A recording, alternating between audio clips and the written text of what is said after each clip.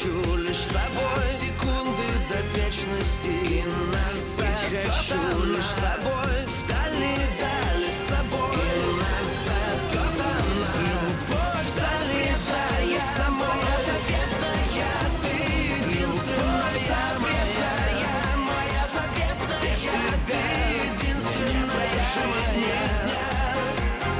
Без тебя травы клонятся, будто молятся. Я склоняюсь пред тобой, будто молятся. Я склоняюсь пред тобой. И не надо мне, и не надо мне, не надо мне судьбы другой. И не надо мне судьбы другой.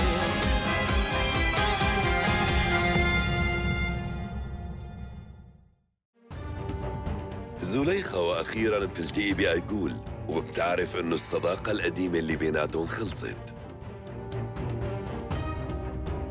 كوليشوف بيعترف لماريسا إنه هو اللي قتل مرته. تاجر العبيد بيحاول يخطفها لماريسا بس بتقدر تهرب منه بفضل تدريب آلتان.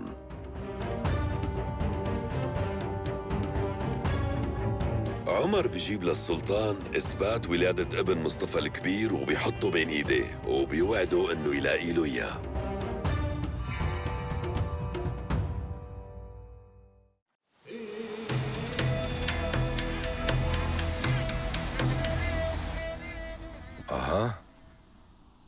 هاي الميدالية من كنز عيلتنا. فيرا ومصطفى، الحب بيتجاوز كل شي، كأنه كتير دراما. هذا بيعني إنه مصطفى المحترم طلع عنده ولد غير شرعي بروسيا. ايه، وحسب سجلات آصف باشا الولد أكبر من قولي خان بسنة واسمه آلتان، يعني له نصيب الأكبر من الوردة وهو الأحق بالعرش. وصلت الفكرة، بس مين هذا آلتان وينه هلأ؟ كان خادم انكشاري عند مصطفى بيك. يعني بدك تقول إنه الولد خدم عند أبوه لفترة طويلة والأب ما بيعرف هالشي؟ مو معقول يا مصطفى. إذا الله بده يعاقب الإنسان بيعمي عيونه. طيب هذا الشاب هلأ وينه؟ بيقولوا إنه برات البلد، بس في معلومات بتقول إنه لا، هو لساته عايش بتركيا. بس تركيا كبيرة، كيف رح تلاقي لي إياه؟ أنا رح دور عليه لحتى لاقيه مولاي.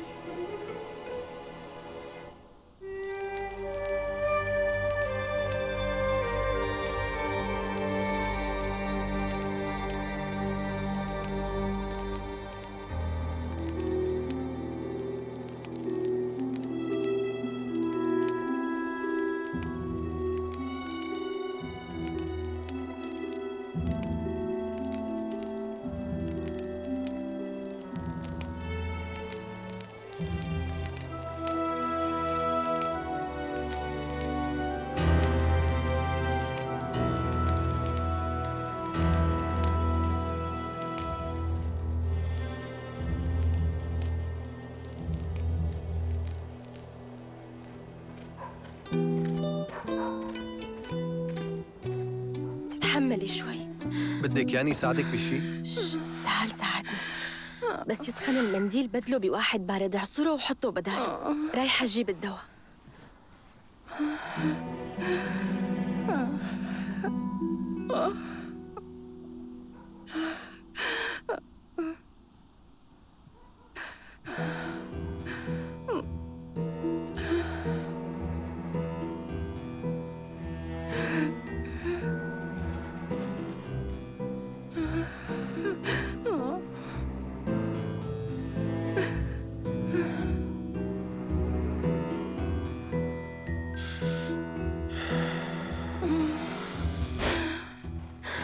انت شو عم تعمل عندك؟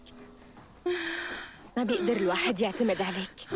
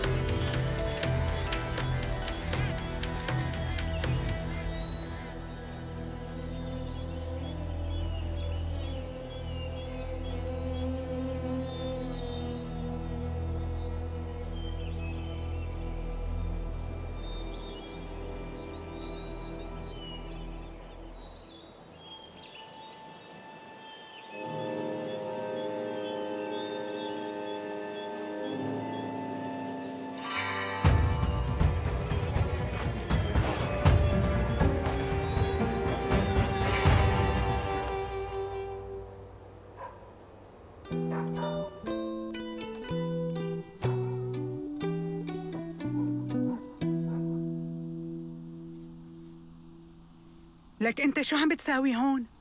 فطاير أمي. أكسانة بس تفيق بتلاقي الفطاير جاهزين وسخنين ورح تنبسط أمي.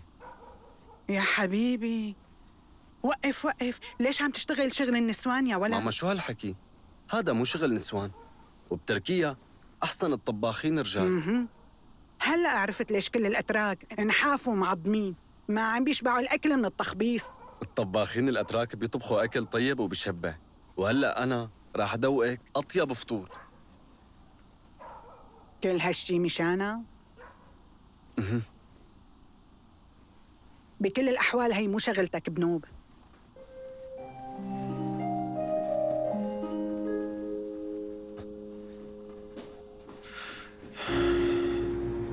شو بك مبين مزعوج؟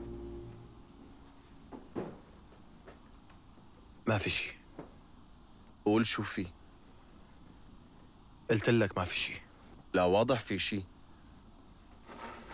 وسيب احكي شو في.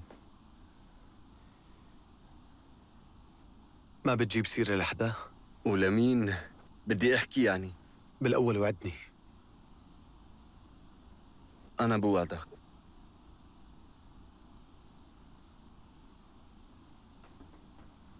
أنا إلي فترة مفكر حالي إني وريث السلطان والعرش التركي،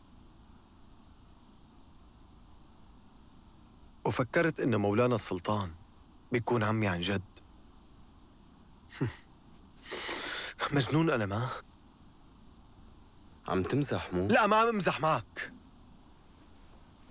طول الوقت عم أحلم، لدرجة تخيلت حالي عايش بالقصر والكل عم يعاملني كابن سفير.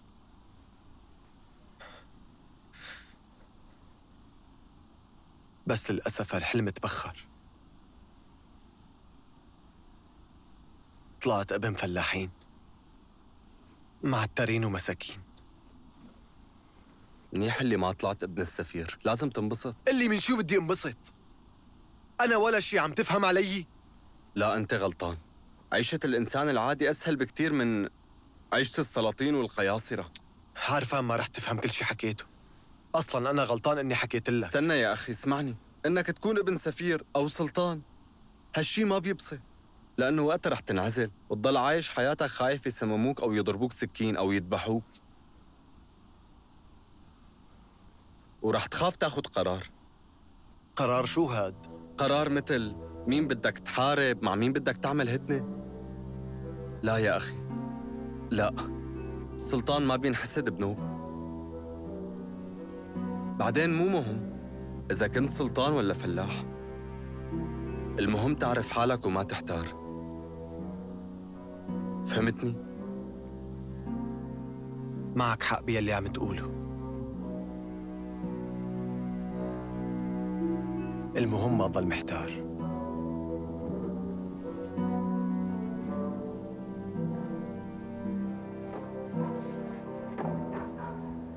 يا بيك، أنا جاي لعندك جايب لك هدية، تفضل. برافو.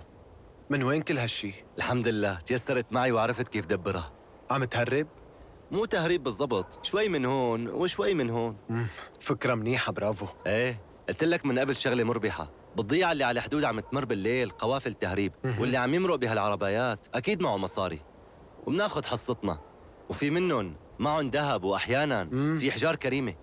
عن جد برافو عليك، طلعت مالك قليل. إذا الأمور بدها تضل هيك، فقريباً البيك رح يقدر يرجع على تركيا ويطالب بالعرش، لأنه هذا حقه. ايه، اسمع شوي، خود اشتري شو لازمك، سلاح وسرج جديد وجزمة جلد وشو ما بدك. أنا مو بحاجة شي سيدي. خلص خود مني، انت بتستاهلن. لازم نوفر هدول المصاري منشان بأسرع وقت نقدر نرجع. رح نحتاج مصاري كتير هنيك. لك انت شو عم تحكي؟ في معنا مصاري كتير، واي سفينة تجارية بتوصلنا لتركيا. لا، لترجع لمستواك العالي بالقصر رح نحتاج لمصاري كتير لتكون بين ايديك. نحن لازمنا ايد لنا بقصر السلطان. وما تنسى يا بيك، بدنا حدا يوصل لنا الوراق لتثبت حقك. لهيك رح نضطر ندفع. ما خطر لي انه القصة كتير صعبة. ادفع لهاد وادفع لهاد. ولسه بدنا حدا موثوق يحميك. أعدائك كتار، خصوصي بتركيا، رح يحاولوا يأذوك. انا لازم روح المدينة، عندي شغل. بدك مني شي؟ وين حصانك؟ هون. رح اخده. طبعاً.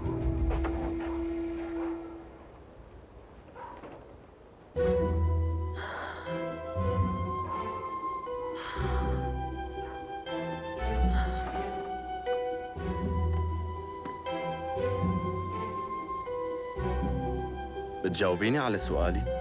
بما أنك إجيتي وبما أنك هون، يا ترى في عندي أمل؟ رومان، ما تزعل، بس أنا هربانة من زوجي ويمكن من حالي. بصراحة ما بعرف، وعن جد ما بدي أعطيك أمل على الفاضي، لأنه يمكن صعب. أكسانا، ما في شي على الفاضي. أنا مستعد استناكي طول العمر. ما بقدر سامحني، صار لازم روح.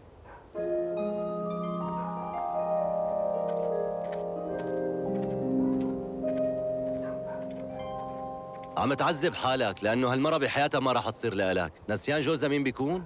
زعيم حراس الحدود. عقلي بيعرف هالحقيقة، بس قلبي ما عم يتقبلها. صدقني وقت اللي بشوفها ما بعرف شو بيصير لي. قديشك طيب يا رومان، بس برأيي لازم تضبط مشاعرك. بدك مني أي مساعدة؟ شكراً كتير إلك. لازم شيل الأكياس اللي هنيك من المطحنة. شو؟ مو عرضت علي المساعدة؟ أنا مو عبد عندك ولا فلاح حتى حمل أكياس.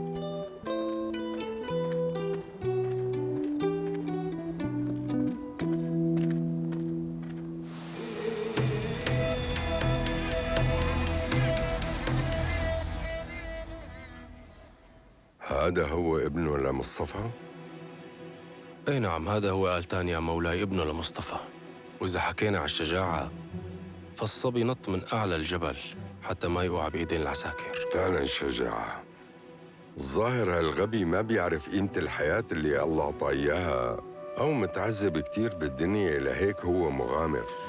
بس لا تنسى يا مولاي السلطان إن اليوم ما في أبداً شباب مستعدين يغامروا بحياتهم بهالطريقة. فعلا يا عمر، معك حق، بس هالشي لحاله ما بكفي لتدير الدولة. بس خلينا نجربه. ايه معك حق يا مولاي، وإذا منحكي معه ومنتعرف عليه أكتر، يمكن ساعتها يتغير رأي مولاي للأحسن ونكسب روح المغامرة اللي جواته. حبيت الفكرة. ممكن يكون معك حق بهالقصة.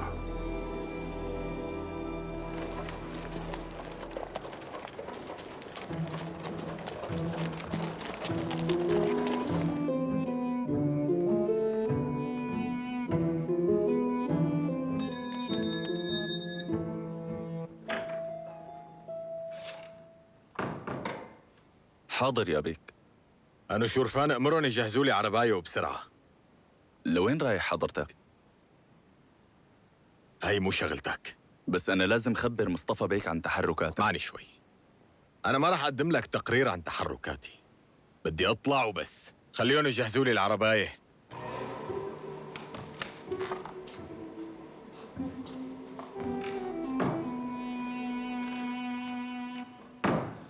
قولي خان بيك، شو بدك كمان؟ اجا شخص لعند حضرتك وبده اياك بشي مهم. خليه يدخل إذا في شي مهم. تفضل لو سمحت. أنت صار لي زمان ما شفتك. شو صار معك؟ مسكت قلت ها؟ ما مسكته يا بيك، بس بدل ما الاقي هالشخص المعفن لقيت شغلة مهمة وبظن رح تعجبك كتير. مهمة؟ وشو لقيت؟ رسالة موضوعها مهم، بظن مصيرك متعلق فيها. احكي. عفواً، بس هي الرسالة مكلفة شوي.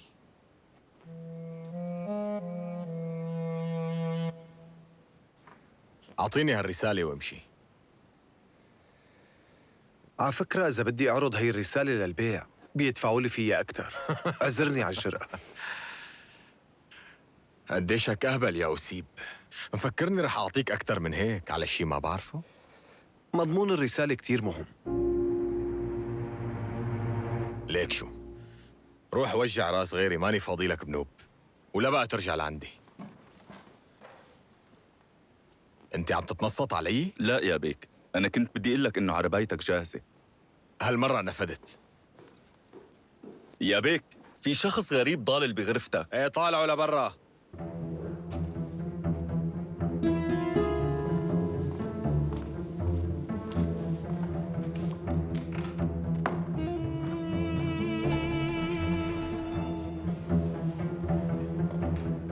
استنى واقف عندك.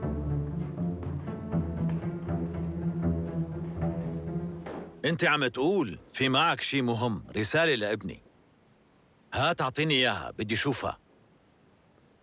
بس ما جبتها معي. هاتها لشوف.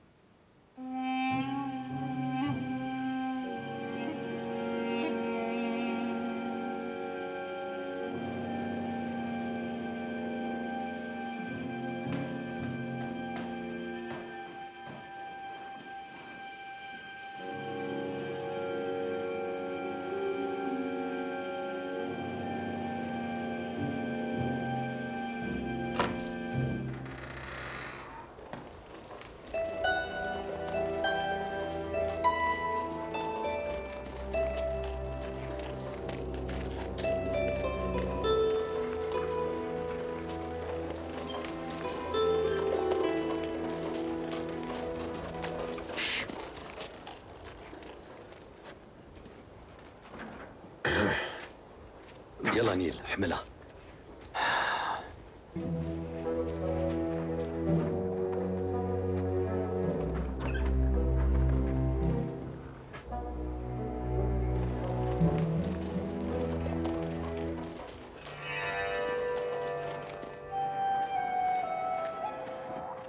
كوني صديق لعائلة كامسيكوف لقيت حالي غصب عني بعرف تفاصيل حياتها الحزينة.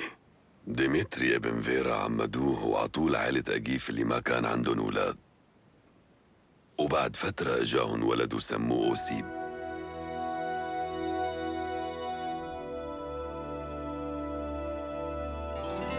ولأنه ما كان عندهم رغبة يربوا الولد اللي تبنوه باعوه لوسطاء أتراك، بس ابنهم اختفى بنفس السنة اللي باعوا فيها الولد. يا أما سرقوا تجار العبيد يا أما الأتراك. قبل ما يموت أجيف كتب لوالد فيرا رسالة اعتذار وخبره بكل التفاصيل يلي بيعرفها عن الجنرال التركي آصف باشا، وإنه أخذ ديمتري ليعمله انكشاري.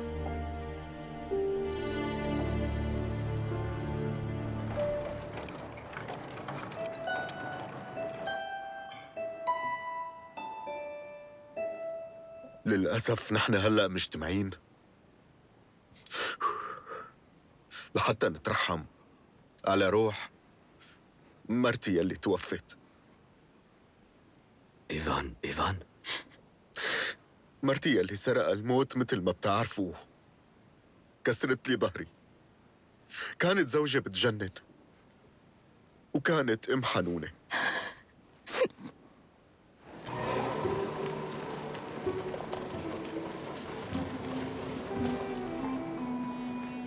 بتريد شي يا بيك؟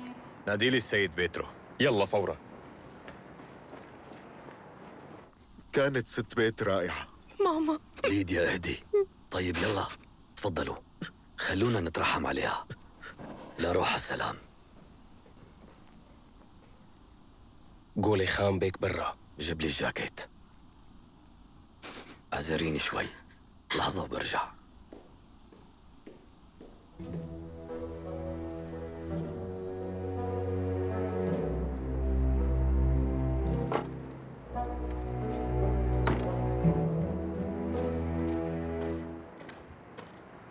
واخيرا شرفت. ليش منطرني بهالبرد؟ انا اسف.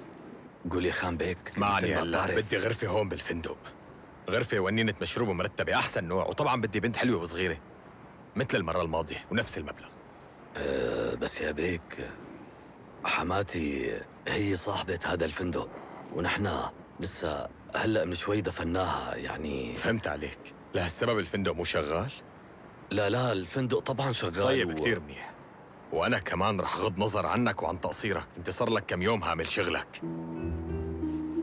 طيب لحظة، اعذرني دقيقة بس لشوف.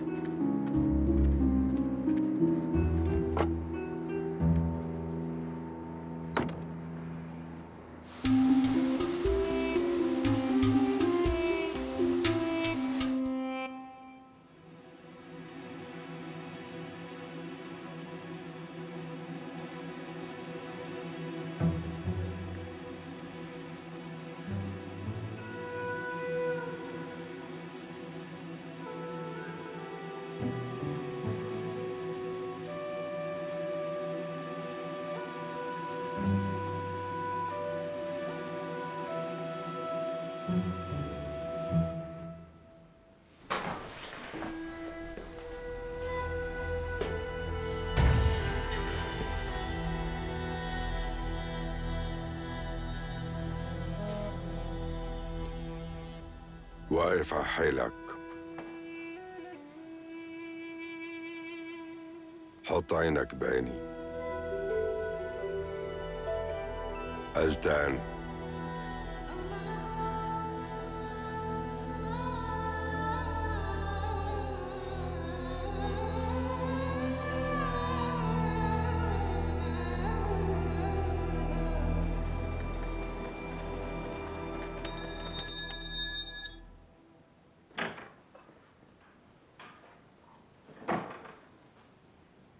أنا شورفان، روح نادي لي قولي خان. هو طلع يا بيك. لوين؟ ما بعرف بالضبط، بس بظن بعرف وين بلاقيه. بتدور عليه، جيب لي إياه فوراً.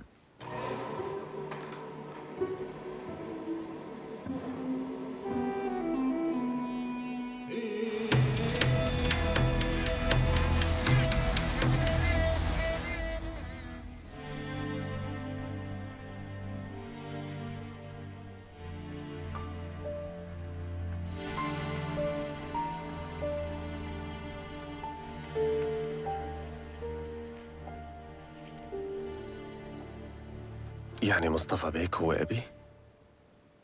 ايه ألتان. ماما ماتت؟ وينها؟ لساتها عايشة، وين بلاقيها؟ هالشي أبداً ما له مهم. تقبل وضعك الجديد، صرت واحد منا. أنا فهمان إنه هاي صدمة كبيرة بالنسبة لإلك، بس أنت بتقدر تتجاوزها. كل هالقصص صارت بالماضي. تقبل هالشي وتجاوزه. حأتجاوزها. بدك تساعدني بكل شي لمصلحة تركيا، ومن هاللحظة حتكون مساعدي. هاد شرف كبير إلي، رح أعمل كل شي بقدر عليه. بيسعدني هالشي.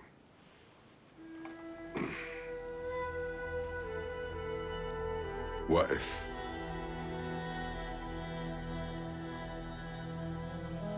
رح يكون عنا كتير شغل، كون جاهز. مستعد إني لبيك على الموت، وأنا جاهز نفذ كل أوامر السلطان.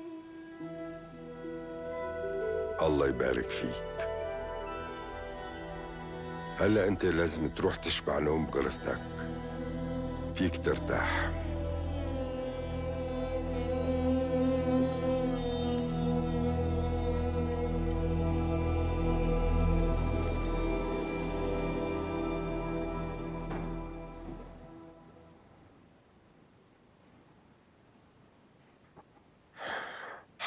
حكينا أنا وهالشاب.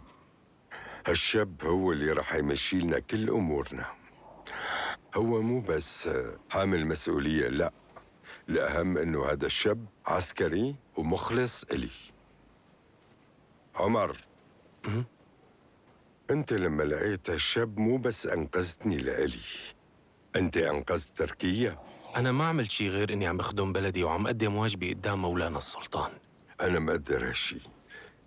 أنت شاب موهوب وبنفس الوقت مخلص لوطنك ولسلطانك، لهيك رح عينك الصدر الأعظم وإيدي اليمين. شرف كتير كبير هذا المنصب. أنت بتستاهل.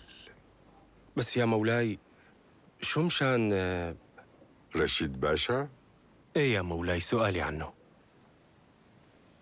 مالي ناوي أعزل رشيد باشا عن أمور الدولة نهائي. علاقاته وخبرته بأمور الدولة نحن بحاجتها. كرمال إنه ما يزعل أنا رح عينه وزير تجارة، أنت لا تاكل هم. أنا رح أتجرأ وأحكي يا مولاي، معلش اسمح لي. رشيد باشا رح يعتبر منصبه الجديد مثل إهانة كبيرة لإله، إنه يكون الصدر الأعظم بعدين يصير وزير للتجارة. ممكن يحقد ويقرر إنه ينتقم مني. أنت هلأ الصدر الأعظم، انتبه منيح، ممنوع تغلط بأي تصرف.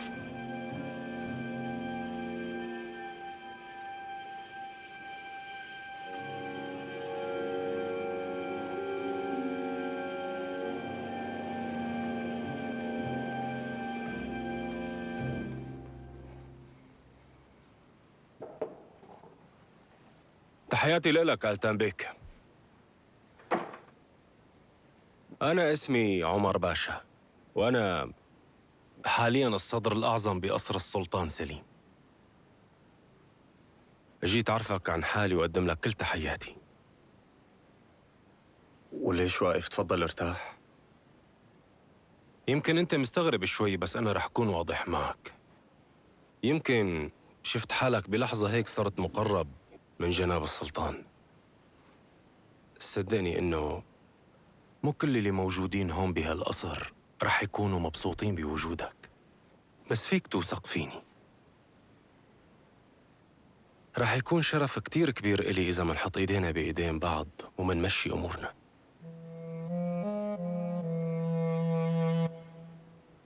أنا ما كان عندي أصدقاء يا عمر باشا، بس بتشرف كتير بمعرفتك. وهلأ مثل ما قال مولانا السلطان، ناطرك كتير شغلات، والأحسن إنك تشبع نوم. عمر باشا،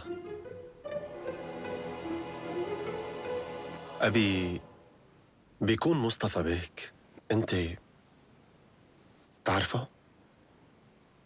إيه أكيد. هو هلأ بيعرف مكاني؟ ألتان بيك، أنت هلأ لازم تفكر بحالك وبوضعك الجديد، وهذا رأي مولانا السلطان.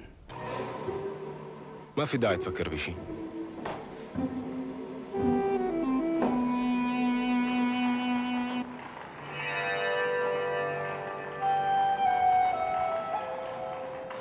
يعني انت هلأ بدك تفهمني انه هذا التافه السخيف ألتان بيكون أخي؟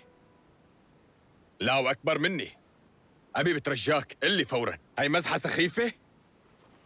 هاي مو مزحة قولي خان. رأى المكتوب بهالرسالة ببساطة، هي الحقيقة. شكراً بابا. اسمع بابا، عن جد ما بعرف كيف اتشكرك على هالعملة. جبت لي أخ بحياتي كلها ما عرفته، من شقفة وحدة روسية رخيصة. خلاص ما بكفي، لا تجيب سيرتها، اوعك تجيب سيرتها. هي المرة هي الوحيدة اللي حبيتها بعمري كله. ايه، وانا شو بيفيدني حبك؟ فهمني هلأ، اللي شو بيفيدني؟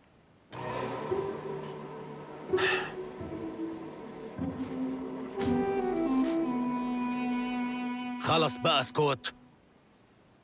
21 سنة ما كنت بعرف ابن غيرك، وهلأ كمان ما تغيرت لتجن هيك. ليك شو بدي أقول؟ مين ممكن يكون بيعرف بهالكلام؟ ما بعرف مين بيعرفه. طيب هذا الشخص يلي جاب الرسالة مين هو؟ بتعرفوا شي؟ ايه هذا أوسيب، زلمة على قد حاله، ساعدني هنيك بتركيا بشغلي. لازم نعمل معه شي. مو طبيعي قديه أنا بحاجة لقبل ميد هلأ. كيف كل شي كان يحله بلحظة واحدة؟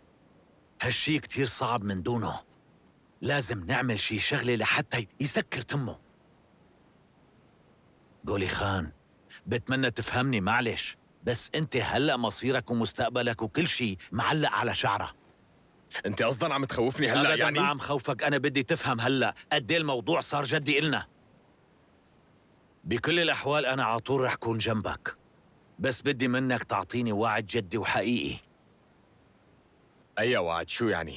إنك تترك هالأذى، توقف كل تصرفاتك المولدنة هي، تقعد بالبيت، توقف شرب وسهر. اسمع عبي، إذا بموت ما بتقيد ولا فيني اتقيد، لا بعادات ولا بشوية غلطان، بدك تتقيد وعلى الساكت. وكمان أكتر من الكل هون، أنت فرد أساسي من عيلة حضرة السلطان. بتصرفاتك هي أنت عم تهين كل سلالتنا هون. وهلأ شو؟ لنشوف. شو يعني؟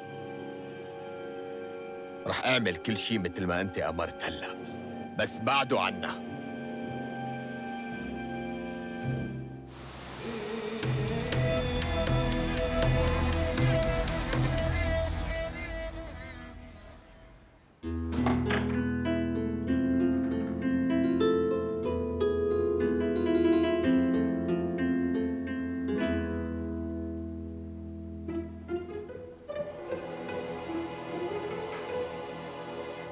السلام عليكم. وعليكم السلام. يعني أنا أول مرة بشوفك بالقصر هون، وشكلك مو خادم، مين بتكون؟ أنا اسمي ألتان. ألتان؟ أنا ابن أخوه للسلطان سليم، وبعرف إنه هالحكي مفاجئ إلك، بس يعني أنت بتكون ابن عمي أنا؟ أنا اسكندر ابن السلطان. أنا خلصت درسي وراجع على الحرملك. أنا لساتني عايش هنيك لأني ما صرت راشد لسه. بتعرف تلعب شطرنج شي؟ شطرنج؟ لا، بحياتي ما لعبتها. بحياتك ما لعبتها؟ لا عن جد. ولا يهمك، ما في مشكلة، بعلمك. إذا بدك بقدر مر لعندك وبجيب معي الشطرنج. موافق، أكيد بتعلمها. إيه، معناتها منلتقي. منلتقي. شرفت كتير بمعرفتك يا اسكندر.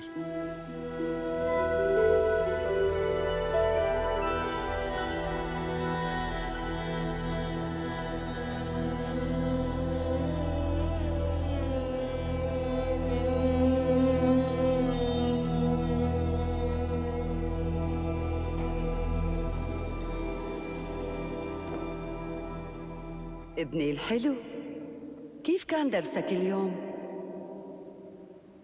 ماشي حاله، يومي حلو على فكرة.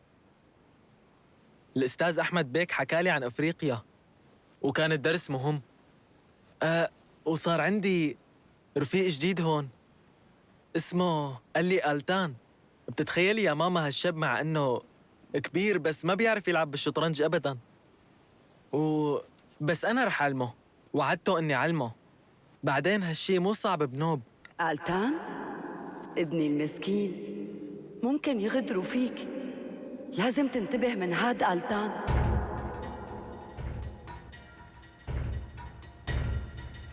بس إنه هو ابن عمي بالحقيقة، وغير هيك حبيت شخصيته. ليش يعني لازم خاف من هالشغلات؟ لأنك رح تكون عائق لوصول هذا الشخص على العرش. هذا خطر عليه. ألتان رح يعمل أي شيء ليحكم الإمبراطورية بدالك، وأنت ابن السلطان، منافسه الكبير. كيف هيك؟ أنا فكرت إنه أنا وياه رح نصير رفقات. ابني حبيبي، أنت مو بحاجة لألتان، أنت بحاجة لصديق حقيقي يبقى حواليك، يقدر يدافع عنك على طول وبشراسة.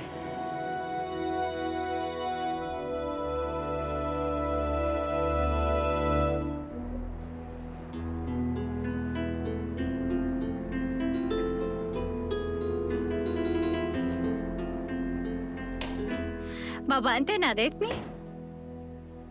ايه بنتي حبيبتي، فوتي شوفي. شو هذا؟ دعوة وصلتني اليوم. بتعرفي لوين؟ لوين؟ على حفلة بقصر السلطنة. عن جد؟ ايه بنتي، واخيرا بعد نطرة كل هالسنين هن بنفسهم وجهوا لي دعوة شخصية. ما عم صدق والله. اتذكروا كل يلي قدمته بزماناتك للسلطان. صح، ما بعرف إذا هيك ولا لا، المهم الحظ ابتسم لي. لنشوف. صح، بتعرفي مين بعت هاي الدعوة؟ تخيلي مين؟ عمر باشا. ما بتتخيلي مين بيكون هلأ، ما بتتخيلي. مين؟ الصدر الأعظم هنيك. عمر الصدر الأعظم هلأ؟ ايه مزبوط، صار تغيرات واضحة بقصر السلطان. وبكل الأحوال هذا الشيء كتير منيح إنه عمر تذكر هلأ رفقات الماضي، مو هيك يا بنتي؟ ايه أكيد، أنا مبسوطة كتير. روحي جهزي حالك، أخيراً إجا الوقت لنستعيد مكانتنا.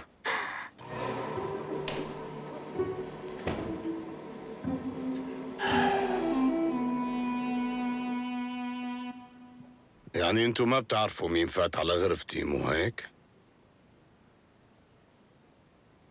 مين بيعرف لكان؟ اللي مين بيعرف ولك؟ مين المسؤول انه ما يفوت غريب على غرفتي؟ وهي مسؤوليتكن؟ معكن نص ساعة، نص ساعة بس لحتى تعرفوا مين يلي فات على غرفتي. قبل مين؟ تحت أمرك. على فكرة أنا اللي فتت. دورت عليك بس ما لقيتك. أخ حضرتك، أنا كنت طيب يا خانم، شو اللي أخذتيه من غرفتي؟ شو؟ يعني أنت عم تتهمني بالسرقة؟ شو؟ لا يا خانم، مو هيك قصدي. بالمناسبة مو بس أنا يلي فتت، إجا لعندك عمر، أكيد بتتذكره. إيه بتذكره. تعرف ليش إجا؟ عمر صار الصدر الأعظم بالقصر، وإجا ليعزمني أنا وأبي على قصر السلطان. قبل ميد، أنت لقيت زليخة؟ الموضوع يا خانم مو بهالسهولة.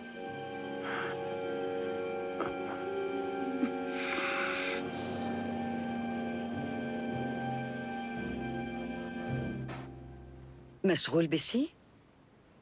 الله يطول بعمرك ويحميك يا ابني. شوفي، مزعوج؟ أنت مريض؟ مو مريض بنوب، بس اليوم عرفت إنه في خطر عم يهددني. خطر؟ إجا على القصر ابن عمي اللي طلع فجأة. شو علاقة ابن عمك؟ مين قال لك هذا الشيء؟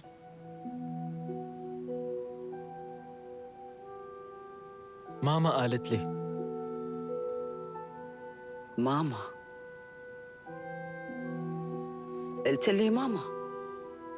اسكندر، أمك من زمان عايشة بعالم أحلى فوق، أنت الوحيد يلي عم تتخيلها وتشوفها طول الوقت. اسمعني شو بدي أقول لك، أنا رح كون جنبك، ما حخلي حدا يهددك بشي، وعد مني. أنا رح أحميك من كل شي، وثق بحكي بس هيك. نحن رفقات، صح؟ ورفقات الحقيقيين هن يلي دائما بينفذوا وعودهم. السمور الموجود فرو أصفر ورمادي، أما إنه تلاقي أسود كامل لازم تدوري كتير زيادة. الفرو تبعه هيك ناعم كتير وطري وخفيف ولميع شوي، وهو لهيك غالي. وببلاد برا المتطورة السمور السيبيري بيكون أغلى من الذهب حتى بكتير. سامحيني، أنا هالعجوزة تسرعت، حقك علي، بس هاد كله لأني كنت قلقان عليكي. ما حدا بيعرف شو كان ممكن يصير. هي بلد غريبة وانت صبية صغيرة، لهيك لحالك ما عاد تروحي على محل لأنه هذا الشيء خطير. تمام أليكسيفيتش، أنا فهمت. وشي تاني، بدي ترجعي لعندي على غرفتنا، لأنه أنا عجوز عمل لحالي بغرفة النوم وما في مين يحاكيني، والخدم بيلعوا كتير، عم يحكوا إنه السيد رجع تخانق مع مرته الصبية، بدنا نسكتهم، الإشاعات بتضرنا. اتفقنا. أنا رح أطلع لفوق، تعبت. إيه طبعاً، اطلعي، تصبحي على خير. وأنت بخير.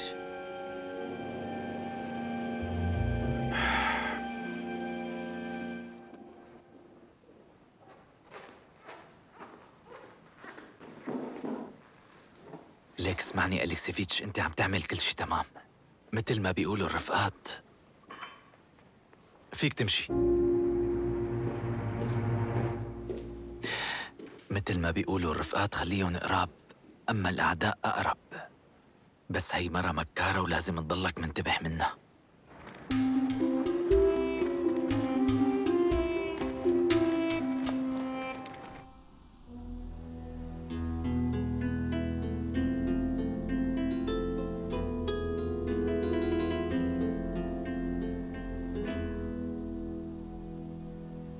أنا اليوم دعيتكم جميعاً على هالاستقبال لخبركم شيء مهم كتير. رح أعرفكم على ابن أخي اللي بفضل الله رجع القصر، ألتان.